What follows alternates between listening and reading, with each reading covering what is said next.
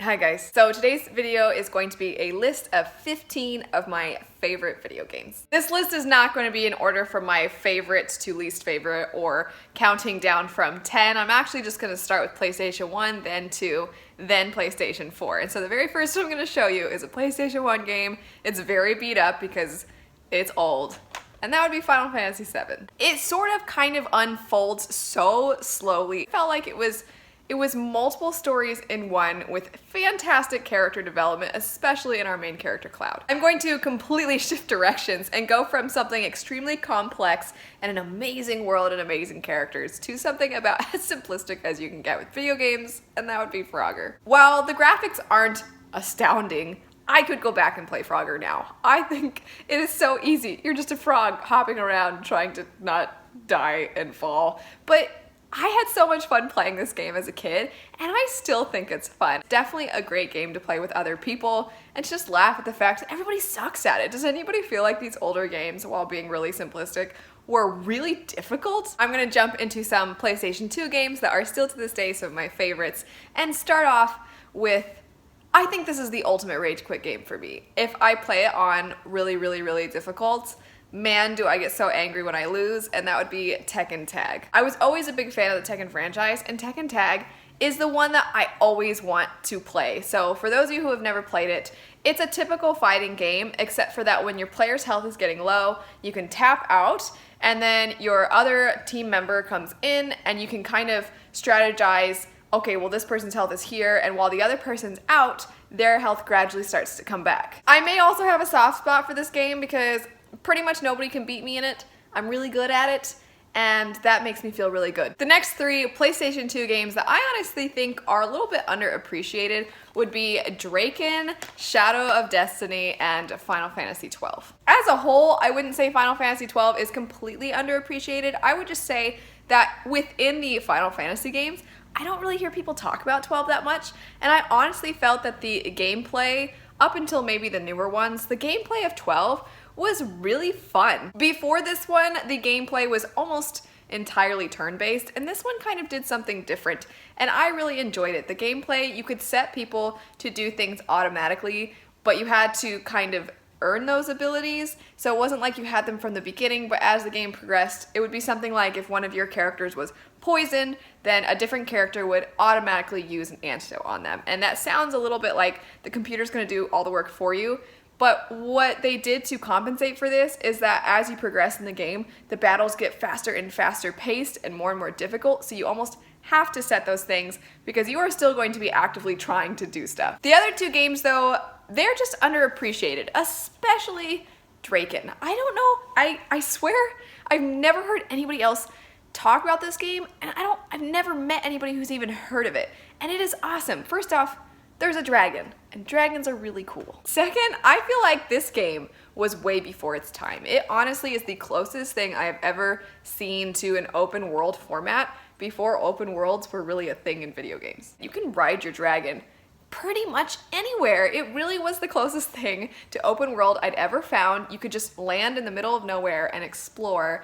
and it was incredible. And sometimes you would get to places that you would start fighting something and immediately realize, wow, this place is too difficult for me, and then you had to leave, which was so different from the other formats I had played because a lot of formats before that were really linear. Shadow of Destiny, which I'll cover the used sticker. This is a game, okay, by video game standards, it's not a great game, but it is one of the most entertaining games I have ever played. I promise you, if you want to have a good laugh, get your friends together and play this game. Some of the characters' reactions are kind of delayed, or they overreact to things. What's this now?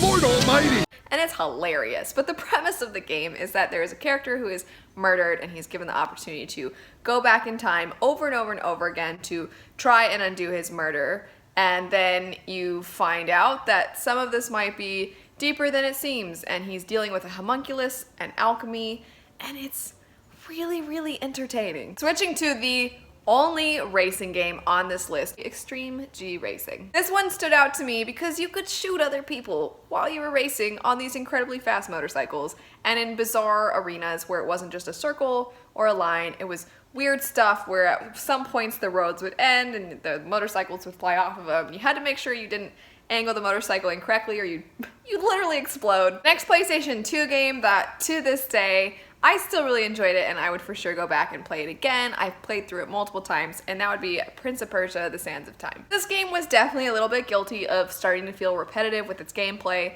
but I almost didn't care. The gameplay was really fun. You could run across walls and you could kind of jump over your enemies, and you had this dagger that allowed you to go back in time for a very short amount of time, so you had to use it sparingly, and it was just a lot of fun. The next game honestly could give The Witcher 3 a run for its money when it comes to being my favorite game of all time because, oh my gosh, do I love this game. Every time I go to replay it, because I have replayed it many times, and every time I go back to replay it, I'm just like, it's a masterpiece of storytelling, and that would be Final Fantasy X. I really, really love Final Fantasy VII, but 7 is not easy to go back and replay, and honestly, I've forgotten some of what's happened. But this one, like I said, I've replayed it multiple times because the graphics, even compared to modern games on better consoles, these graphics hold up. They are stunning. The gameplay is a little stilted. It's a little stagnant and not the most exciting, but the story, it doesn't even matter for me that the gameplay wasn't as good because the story is amazing. And I actually find turn-based games to be a little bit fun. They're slightly strategy-based. You gotta grind, you gotta level your characters up, and you gotta give them certain abilities, and I like that in games. I'm also generally not the biggest fan of romances and stories, but this game has the perfect balance of an incredible plot, great character development, and a good love story, and oh my gosh, this game's so heartbreaking. It's beautiful in every way, from the graphics to the heartbreaking ending to just the music. Oh my gosh, the music, I can still sing the melodies to this game. It is, goodness, I need to stop talking about it because I can make a whole video about this game. It is fantastic. Now switching to my PlayStation 4 games that I absolutely love. The first one is going to be another fighting game, and that would be Injustice 2. I surprisingly don't really like the story mode in this game, but there are so many other kinds of modes that you can play through that it doesn't even really matter to me. There are so many additional features to it that I think are great, and I think it's pretty fun that you can customize your particular character and you can get them better upgrades. Plus, my husband is a huge comic book fan, and so I think it's really fun for me also because he can kind of tell me a little bit about some of the characters while we're playing, because of course Injustice is based off of the DC characters, and who doesn't want to beat up Batman? Sticking with a video game that is sort of based on some kind of a book, I'm going to talk about Wolf Among Us, because this is the prequel story to Bill Willingham's Fable series, and that series follows magic fairy tale characters who are living in New York City, glamored to look like humans, and we follow our sheriff, Big B, the big bad wolf. This particular game is a murder mystery. It's also a Telltale game, and so it doesn't really have gameplay. Just go around and make dialogue choices, and you push some buttons here and there, but it's kind of just like watching a TV show. You do have some things that play into the story later depending on how you answered certain things earlier, so